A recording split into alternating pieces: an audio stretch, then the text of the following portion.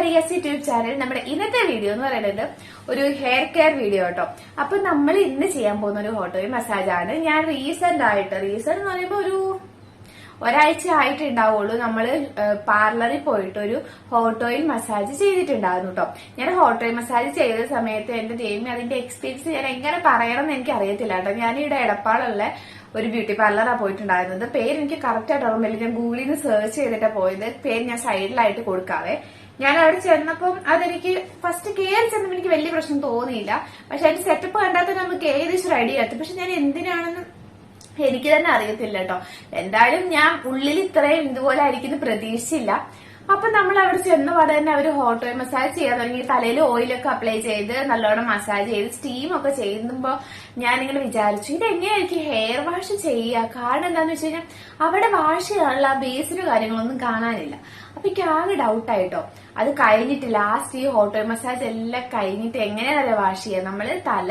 നമ്മൾ എണീറ്റ് നിന്നിട്ട് തലമുടി മുന്നിലോട്ട് ഇട്ടിട്ട് കുനിഞ്ഞ് നിൽക്കണം. നിന്നിട്ടാണ് അവര് ഹെയർ വാഷ് ചെയ്യുക. എനിക്ക് ഇത്രയും ലോങ് ഹെയർ കൂടെ ആയതുകൊണ്ട് എന്റെ പെടൽ വേദന എടുത്തിട്ട് ഒരു രക്ഷ ഉണ്ടായിരുന്നില്ല കേട്ടോ. അപ്പൊ അത് മാത്രമല്ല അവർ ഉപയോഗിച്ച പ്രൊഡക്റ്റ് കാരണം എന്റെ മുടി നല്ലോണം റഫ് ആൻഡ് ഡ്രൈ ആയിട്ടുണ്ടായിരുന്നു. അത് നമുക്ക് ഇതൊരു വീട്ടിലൊരു ഹോട്ട് ഓയിൽ മസാജ് ചെയ്യാം. വീഡിയോ ഇഷ്ടപ്പെട്ട വീഡിയോക്ക് ലൈക്ക് ചെയ്യുക, ചാനലൊന്ന് സബ്സ്ക്രൈബും കൂടെ ചെയ്യാം. നമ്മുടെ ഒരു മസാജിൻ്റെ ഏറ്റവും വളരെ ഇമ്പോർട്ടൻ്റ് ആയിട്ടുള്ളൊരു കാര്യം, തലയിൽ താരനുള്ളവരാണെങ്കിൽ ഇതേപോലെ ചീപ്പിൻ്റെ ബാക്ക് വശമില്ലേ, ഇത് ചീപ്പ് ഒടിഞ്ഞു പോയി കേട്ടോ. ടോണിയൻ കയ്യിൽ നിന്ന് ഞാൻ മേടിച്ചിട്ടുണ്ടായിരുന്ന ഒരു ചീപ്പാണ്, അത് ഒടിഞ്ഞു പോയി. അപ്പോൾ അതിൻ്റെ ആ കമ്പി മാത്രം എടുത്തിട്ട് തലയിലെ താരൻ നല്ലോണം തന്നെ ഇങ്ങനെ ഇളക്കുക കേട്ടോ. നല്ലോണം കുത്തി ഇതാക്കരുത്, തലയിൽ ചെറിയ സ്ക്രാച്ചസ് വീഴും. അതുകൊണ്ട് കുറച്ച് മയത്തിൽ വേണം ചെയ്യാൻ വേണ്ടിയിട്ട്. അങ്ങനെ കംപ്ലീറ്റ് ആയിട്ട് ഇതേപോലെ നമ്മൾ നല്ലോണം ഇളക്കി കൊടുക്കുക. എൻ്റെ തലയിൽ ഇപ്പോൾ കണ്ടമാനം അങ്ങനെ ഡാൻഡ്രഫൊന്നും ഇല്ല, എന്നാലും ചെറിയ തോതിലുണ്ട്.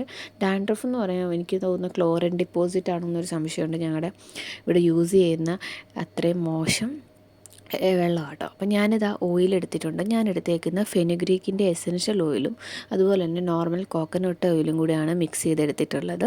ഫെനുഗ്രീക്ക് നമ്മുടെ തലയിലെ താരം പോകാൻ വേണ്ടിയിട്ട് നല്ലതാട്ടോ. അപ്പോൾ ഇത് നല്ലോണം തന്നെ സ്കാൽപ്പിൽ അപ്ലൈ ചെയ്ത് കൊടുക്കുക. നിങ്ങൾക്ക് ഓയിലൊന്ന് ജസ്റ്റ് ചൂടാക്കി എടുക്കുകയാണെങ്കിൽ അത്രയും നല്ലതാണ്. അപ്പം ഇതേപോലെ തലയിൽ നല്ലോണം തന്നെ തേച്ച് പിടിപ്പിച്ചതിന് ശേഷം നല്ലൊരു സ്കാൽപ്പ് മസാജ് കൊടുക്കുക എന്നുള്ളതാണ് ഏറ്റവും ഇമ്പോർട്ടൻ്റ് ആയിട്ടുള്ള കാര്യം. പിന്നെ അതുപോലെ തന്നെ എണ്ണ എടുക്കുമ്പോഴും തലയിൽ മൊത്തം സ്പ്രെഡ് ആവുന്ന രീതിയിൽ വേണം എടുക്കാം. നിങ്ങൾക്ക് വേണമെങ്കിൽ ഹെയർ ലെങ്ത്തിലോട്ടും കൂടെ അപ്ലൈ ചെയ്ത് കൊടുക്കുക. അപ്പം മുടി ഒന്നും കൂടെ ഒന്ന് മോയ്സ്ചറായിരിക്കാൻ വേണ്ടിയിട്ടൊക്കെ നല്ലതാണ്. സ്പ്ലിറ്റ് എൻഡ് ഉള്ളവർക്കും ഒക്കെ നല്ലതാട്ടോ. അപ്പം ഞാനിതാ മുടി രണ്ട് ഭാഗത്തേക്കും ഒന്ന് വകഞ്ഞിട്ടതിന് ശേഷം നല്ലൊരു മസാജ് കൊടുക്കുന്നുണ്ട്.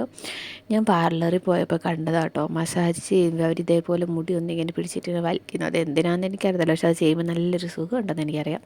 അപ്പം ഞാൻ എൻ്റെ മുടിയിലും അതുപോലെ തന്നെ ഒന്ന് ചെയ്യാമെന്ന് വിചാരിച്ചേ. ഇത് ഈ രീതിയിൽ കേട്ടോ. നല്ലൊരു സുഖമാണ് നമുക്ക് ആ സമയത്ത്. നല്ലോണം നമ്മുടെ മൈൻഡൊക്കെ ഒന്ന് റിലാക്സ് ആയിട്ട് നമ്മുടെ സ്ട്രെസ്സൊക്കെ ഒന്ന് റിലീവായി നമ്മളിങ്ങനെ ഇരിക്കും. പക്ഷെ നമുക്ക് വേറൊരാളൊരു സ്കാൽപ്പ് മസാജ് ചെയ്ത് തരുന്ന പോലെയല്ല നമ്മൾ സ്വയം ചെയ്യുമ്പോൾ.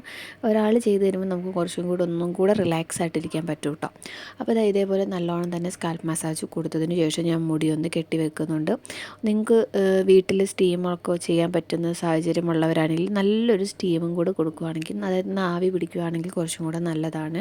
മുടിയുടെ ഗ്രോത്തിന് അത് കുറച്ചും കൂടെ ഒന്ന് ഹെൽപ്പ് ചെയ്യും കേട്ടോ. നമ്മൾ സ്കാൽപ്പ് മസാജൊക്കെ കൊടുക്കുമ്പോൾ ബെനിഫിറ്റ് എന്താണെന്ന് വെച്ച് കഴിഞ്ഞാൽ നമ്മുടെ സർക്കുലേഷൻ നല്ലോണം ഇമ്പ്രൂവ് ആയിട്ട് മുടിയുടെ വളർച്ച കുറച്ച് ഫാസ്റ്റാവും. ഞാൻ യൂസ് ചെയ്യുന്ന ഈ ദീദിയുടെ താളിയാട്ടോ. അപ്പം ഈ ഒരു ഷാമ്പു അത്ര നല്ലോണം പതയത്തൊന്നുമില്ല, പക്ഷേ എന്നാലും നമ്മുടെ തലയിലെ ആ ഒരു ചെളിയും അഴുക്കും എല്ലാം പോയി ഡാൻഡ്രഫൊക്കെ റിമൂവ് ചെയ്യാൻ വേണ്ടിയിട്ടൊക്കെ ഒരു പരിധി വരെ നല്ലതാണ്.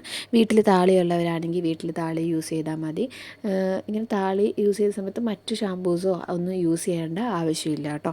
അപ്പം ഞാൻ ആ ടൈമിൽ ഒന്നും കൂടെ ഒന്ന് സ്കാൽപ്പ് മസാജ് കൊടുത്തിട്ടുണ്ടായിരുന്നു. പിന്നെ ഇത് മോർണിംഗ് കേട്ടോ, കാരണം മുടി ഉണങ്ങാൻ കുറച്ച് സമയം എടുത്തിട്ടുണ്ടായിരുന്നു. ഞാൻ ഡ്യൂട്ടിക്ക് പോകുന്നതിന് മുന്നാണ് ഈ വീഡിയോ എടുക്കുന്നത്. മുടി രണ്ട് ഭാഗത്തേക്ക് ഇട്ടിട്ട് നല്ലോണം തന്നെ ജട കളഞ്ഞെടുക്കുക. മുടി ഒട്ടും കിടക്കുന്ന സമയത്ത് ഉണങ്ങിയിട്ടുണ്ടായിരുന്നില്ല. അങ്ങനെ ഒരിക്കലും നനഞ്ഞ മുടി വെച്ച് കിടക്കാൻ ആക്ച്വലി പാടില്ല കേട്ടോ. കുറച്ചൊന്ന് ഉണങ്ങിയപ്പോഴാണ് ഞാൻ ശരിക്കും കിടന്നിട്ടുണ്ടായിരുന്നത്. അത് കഴിഞ്ഞിട്ട് നല്ലോണം തന്നെ നമ്മളൊന്ന് ജട കളഞ്ഞെടുക്കുക. ഇപ്പോൾ പണ്ടെന്ന് പറഞ്ഞാൽ ജട കളയുന്ന സമയത്ത് നല്ലോണം തന്നെ ഹെയർ ലോസ് ഉണ്ടായിരുന്നു. ഇപ്പോൾ അങ്ങനെ കണ്ടമാനം ഹെയർ ലോസ് ഒന്നുമില്ല. ഒന്നോ രണ്ടോ മുടി മാത്രമാണ് കൊഴിഞ്ഞു പോകുന്നത്.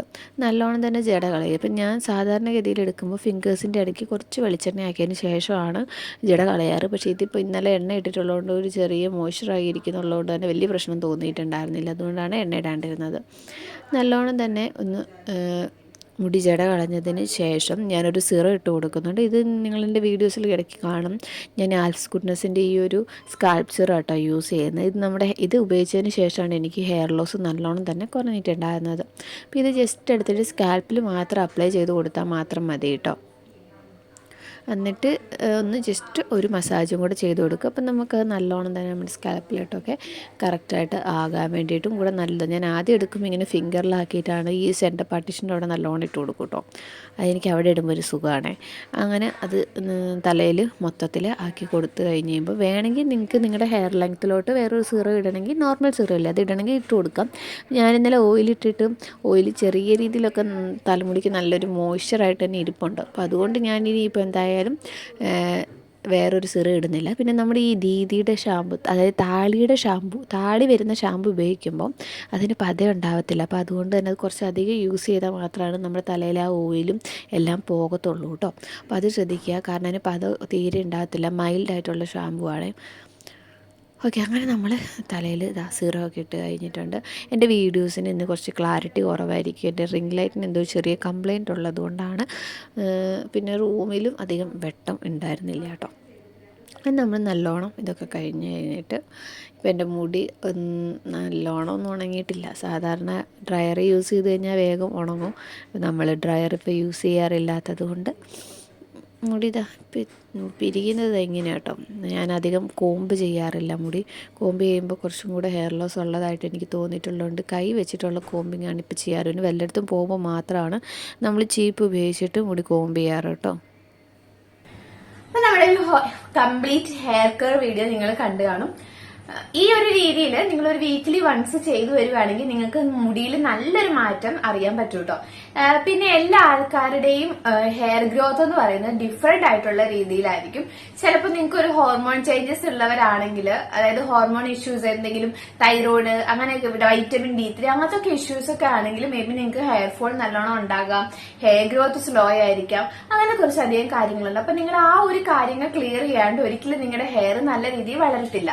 പിന്നെ ജനറ്റിക് എന്ന് പറയുന്നത് വളരെ ഇമ്പോർട്ടന്റ് ആയിട്ടുള്ള ഫാക്ടറാണ്. പക്ഷെ നിങ്ങൾക്ക് ഇപ്പൊ ചിലവരുടെ ജനറ്റിക് ആ ഒരു ജീൻ അനുസരിച്ച് നമുക്ക് പെട്ടെന്ന് തന്നെ ഹെയർ ഗ്രോ ചെയ്യും.